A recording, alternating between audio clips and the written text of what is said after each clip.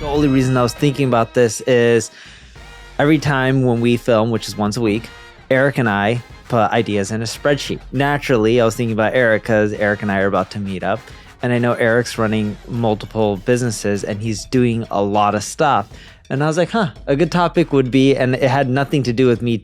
I wasn't going to discuss you at all in it, but because you brought it up, I was going to be like, Eric would do really well if he hired that COO or CEO that we've talked about for a long time and just focus on what he's amazing at. It's all happening this week. Is it? We're meeting four of them this week. Yeah, and then one's really hardcore. This one guy used to play. I won't name any names, but he used to play in the NFL, and he played for the Patriots. Patriots are hardcore. Yeah, so, hardcore. So we need hardcore people. But continue, and then I'll tell you kind of what's been going on in my head. Yeah, I'm actually really curious, but there wasn't much of the topic other than I think people focus on the wrong things. They try to be a jack of all trades instead of, is it trades or traits? Jack of all trades. Yeah, trades. Yeah.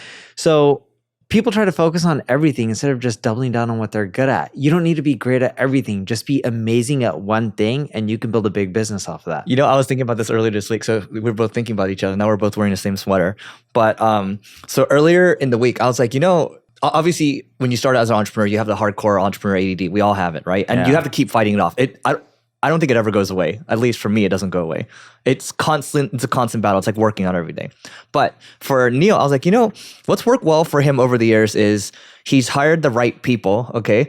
And he stayed really focused, right? And he's only stayed locked in on what he's really good at. And he's also been laser quick at cutting people if needed, right? Not that Neil enjoys cutting people. Cutting people, but yeah. But then the other thing is Neil's comfortable just being himself completely. There's no like, I'm going to be nice to you. It's more so like, hey, if I feel like numbers are off, sales numbers are, I'm going to keep hitting you until I feel satisfied. And if I don't feel satisfied, I'm probably going to make a move.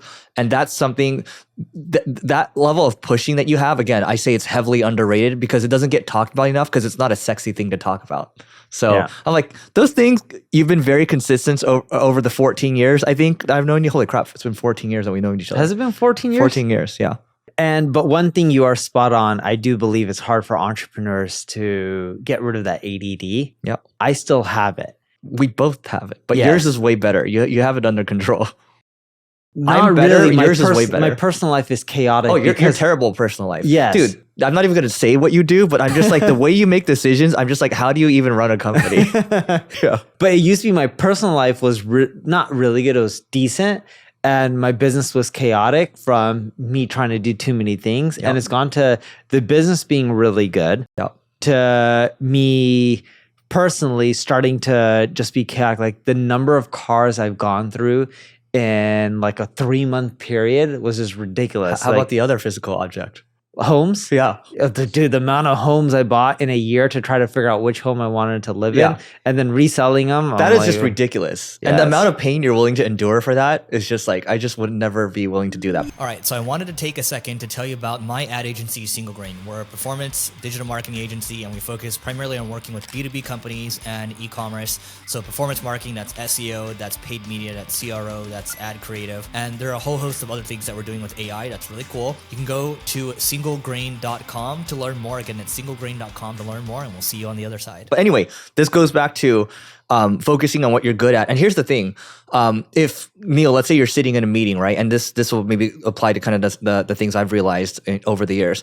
If I'm sitting in a meeting with my leadership team and there's something that someone's supposed to solve and I find it constantly bubbling back to me, I've had people say on my team, it seems like accountability is missing here, and then it's missing over here at the manager level, and then it's missing at the director level, and then it bubbles all the way back up to Eric.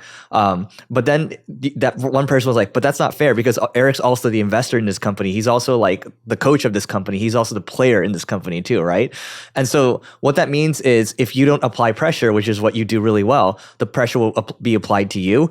And you can't run a business that way. Like you can't play operator hero. And I think that's what you were before.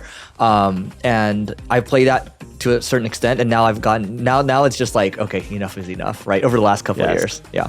That's it for today. Please don't forget to rate, review, subscribe. It helps us grow, and goodbye.